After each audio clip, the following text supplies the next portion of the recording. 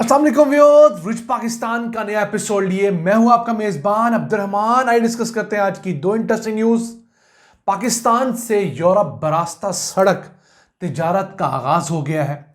पाकिस्तान से भेजा जाने वाला कार्गो पोलैंड के शहर वारसा पहुंचा है और ये बरास्ता सड़क 7,500 किलोमीटर की मुसाफत तय करके पहुंचा है। आज आपको बताएंगे कि इसने कितने मुल्कों की बाउंड्रीज क्रॉस की हैं और पाकिस्तान के लिए सबसे बड़ा पोटेंशियल क्यों है। याद रहे, यूरोप पाकिस्तान का दूसरा बड़ा ट्रेड पार्टनर है चाइना के बाद, लेकिन यूरोप एक ऐसा ट्रेड पार्टनर है जो हमें हमेशा मुनाफा देता है, हमसे ज़्यादा चीज़ें खरीदता है, हमें कम बेचता है। चाइना हमसे कम चीज़ें खरीदता है और कई गुना ज़्यादा चीज़ें बेचता है। इस लिहाज से यूरोप के साथ बरास्ता सड़क की तिजारत बहुत सारे एवेन्यूज़ खोलने जा रही है। इसे डिस्कस करेंगे।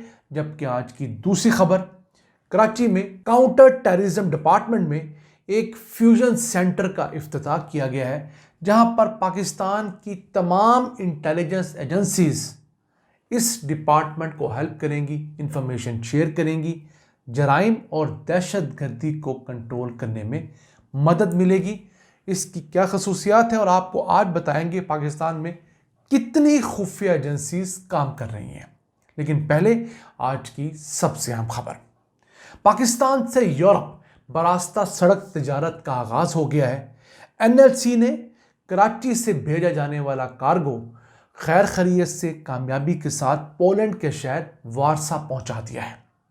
इस ट्रक ने 7,474 किलोमीटर की मुसाफत तय की है। 9 ममालिक से गुजर कर पहुंचा है और इसे 38 दिन लगे हैं। कराची से जाने वाले यह कार्गो बरास्ता अफगानिस्तान, तुर्कमानिस्तान, आज़रबाईजान, आर्मीनिया, तुर्की, बल्गारिया, सर्बिया, हंगरी, स्लोवाकिया और फिर पोलैंड पहुंचा है। ये बड़ा कॉम्प्लेक्स एक पूरा ट्रेड रूट था। क्यों? जब ये कार्गो आज़रबाईजान पहुंचा तो तुर्कमानिस्तान और आज़रबाईजान के दरमियान कैस्पियन सी है, इसने उसे जो समंदर है उसके ऊपर से क्रॉस किया। फिर तुर्की से आगे जो टनल नहीं बनी है उसके ज़रिए ये यूरोप पहुंचा है।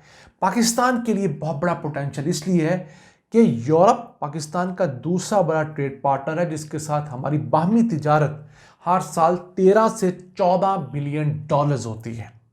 इसमें से हम 9 बिलियन डॉलर्स की अशिया औसतन उन्हें एक्सपोर्ट करते हैं और 3-4 बिलियन डॉलर्स की अशिया उनसे हम लोग इंपोर्ट करते हैं।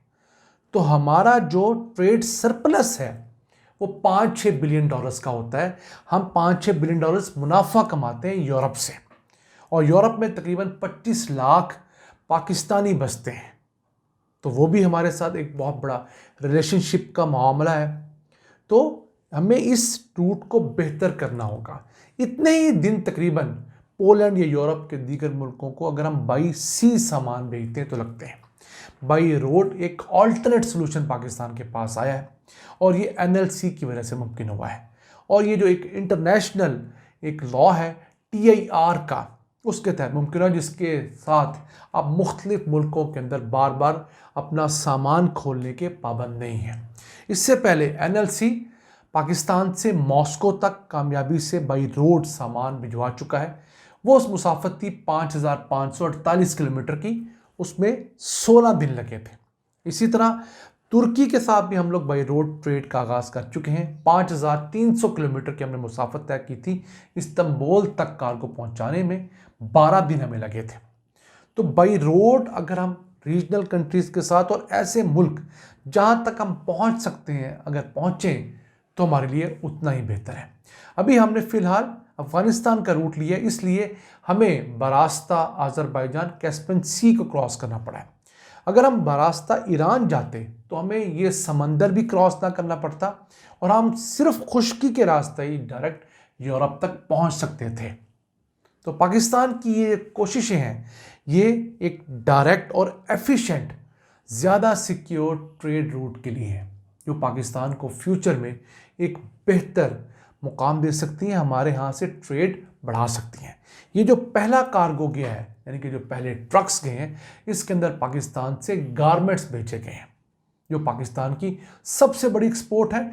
हमारी 60% एक्सपोर्ट्स जो हैं वो गारमेंट्स, हमारे रेडीमेड गारमेंट्स, हमारी बेडशीट्स और इस तरह की चीज़ों से मुतालिक होती हैं। आइए चलते हैं आज की दूसरी अहम खबर की तरफ। कराची में काउंटर टेररिज्म डिपार्टमेंट के अंदर फ्यूजन सेंटर का बाकायदा इफ्तिताह कर दिया गया है। ये एक ऐसा सेंटर है जिसके अंदर लेटेस्ट टेक्नोलॉजी की मदद से पाकिस्तान की तमाम इंटेलिजेंस एजेंसीज़ को एक जगह के ऊपर रिपोर्टिंग करने का मौका मिला है, एक दूसरे के साथ कोलैबोरेशन का मौका मिला है। याद रहे, पाकिस्तान में इस वक्त तकरीबन 32 इंटेलिजेंस एजेंसीज काम कर रही हैं। लोगों को 3-4 के अलावा किसी का नाम भी नहीं आता होगा। ISI का सबको पता है, IB का पता है, MI का पता है, FIA का पता है। इसके अलावा SSU के इंटेलिजेंस एजेंसी है, फिर FC की 4 इंटेलिजेंस एजेंसीज हैं, रेंजर्स की अपनी इंटेलिजेंस एजेंसीज है, नेवी की अपनी है, एयरफोर्स की अपनी है, फिर इनके अलावा कई महकमों की अलग-अलग इंटेलिजेंस एजेंसीज हैं। वो अपने तौर पर मुख्तलिफ किस्म का डाटा इकट्ठा कर रही होती हैं। और फिर सबसे बड़ी इंटेलिजेंस एजेंसी हमारे यहाँ थानों की है। वो उस तरह बिल्कुल डॉक्यूमेंटेड नहीं है, लेकिन हर थाने के अपने मुखबर हैं। वो थाने को आके रिपोर्ट दे रहे होते हैं। उनमें से कुछ सच्ची होती है, कुछ झूठी होती है। लेकिन हमारा मसला ये है कि इतनी ज़्यादा इंफॉर्मेशन किसी एक जगह पर प्रोसेस नहीं होती।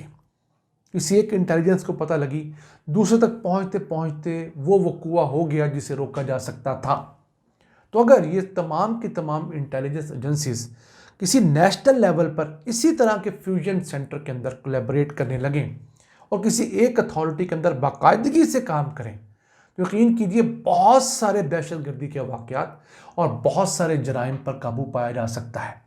अभी तो ये काउंटर टेररिज्म डिपार्टमेंट के अंदर है और उनका फोकस भी ऑब्वियसली सबसे ज़्यादा दहशतगर्दी को रोकना है, लेकिन इसके साथ साथ कराची में जराइम भी एक बहुत बड़ा इशू है। तो ये इंटेलिजेंस एजेंसीज जब मुख्तलिफ सोर्सेज से अपनी इंफॉर्मेशन इकट्ठी करती हैं तो तमाम किस्म के 2 नंबर लोगों की इंफॉर्मेशन भी इनके पास आती है। तो अगर वहाँ पर मुख्तलिफ सेल्स बना दिए जाए कि एक सेल अगर काउंटर टेररिज्म को देख रहा है, दूसरा अगवा बराए तावान को देखे, तीसरा डकैती को देखे, इसी तरह जो ह्यूमन ट्रैफिकिंग होती है या ख़वातीन बेचारियों को जो स्मगल किया जाता है, इस तरह के 5-7 बड़े डेस्क बना दिए जाएं जो पाकिस्तान की जो बड़ी प्रॉब्लम्स हैं, इसके साथ साथ जो करप्शन का इशू है, मनी लॉन्ड्रिंग का इशू है, तो इन चीज़ों को अगर हम लोग लेकर चलें, हमारे पास नीचे पूरी एक चेन है, हर चीज़ है। ऊपर हमें एक ऐसा सेंटर बनाना होगा जहां पर हम लोग डाटा एनालिसिस कर सकें, इंफॉर्मेशन को सेग्रीगेट किया जा सके, उसको रिफाइन किया जा सके और उसे बेहतर अंदाज में इस्तेमाल किया जा सके। अब इस डाटा सेंटर के ऊपर साल का हमारा सिर्फ 72 करोड़ रुपया खर्च आएगा। अगर इसको नेशनल लेवल पे ले जाएं तो ये 10 गुना बढ़ा लें तो 7 अरब रुपया क्या है इस रियासत के लिए, जिसका इस साल का बजट तकरीबन कुछ 18,500 अरब रुपए का है। तो इस मुल्क में बहुत कुछ किया जा सकता है, बहुत सारी कैपेबिलिटीज़ हैं, हमारे अफसरान में बहुत सारे अच्छे हैं, अगर बुरे हैं तो अच्छे भी हैं, ईमानदार भी हैं। तो हमें उन ईमानदारों की मदद से इस मुल्क को अपने कदमों पे खड़ा करना है। ये दहशतगर्दी, ये क्राइम्स, ये अगवा, ये डकैतियाँ, ये कत्ल, इनको बहुत हद तक कम किया जा सकता है अगर रियासत की नीयत ही हो कि हमने आपसी चपकलेश से निकलना है, सियासी मारामारी से बाहर निकलकर इस मुल्क को एक अमन व अमान का गहवारा बनाना है। तो ये कोई रॉकेट साइंस नहीं, अगले 5 से 10 सालों में इसे भी दुबई की तर्ज पर एक फलाही ममलिकत, एक पुरअमन मुल्क बनाया जा सकता है। इन अल्फाज के साथ अपने मेज़बान अब्दुर्रहमान को इजाज़त दीजिए। अल्लाह ने के बाद।